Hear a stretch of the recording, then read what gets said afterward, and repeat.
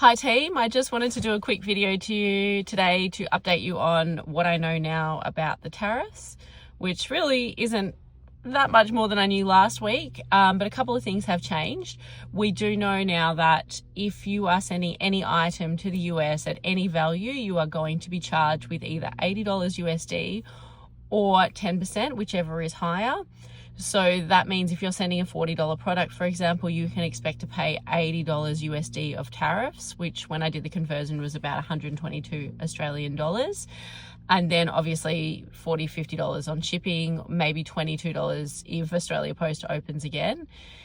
You will need to set up a Zonus account so that you can get that duties and taxes paid if you're going to use Australia Post as a carrier. But if you've got DHL, you can actually click duties and taxes paid prior to the shipment leaving.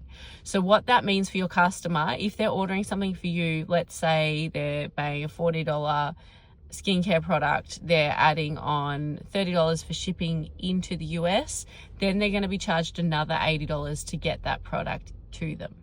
So really, I would suggest for e-commerce owners at the moment to have a really good think about what is the return on investment of that, and will your customers actually pay an additional $80 to get their products cleared through customs.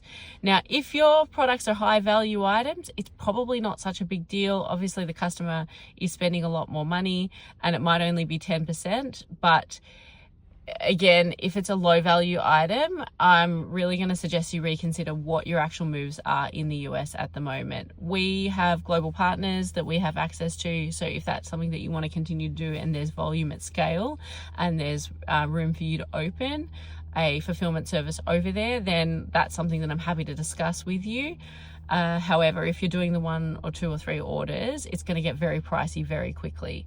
So the question for you guys then is, do you charge the customers at checkout? And what are the sort of things that you can do with Shopify to make sure that the customers are charged the taxes in advance, so there's no surprises, no refunds?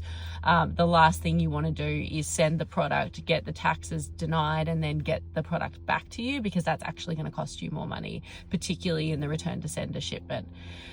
Anyway, evolving situation. The Supreme Court is going through it at the moment to find out whether or not these taxes are actually legal. That is all out of my hands. I'm just reading the news as we go, and let's see what happens in a week. And hopefully by October, we're back in and we can start sending from Australia into the US.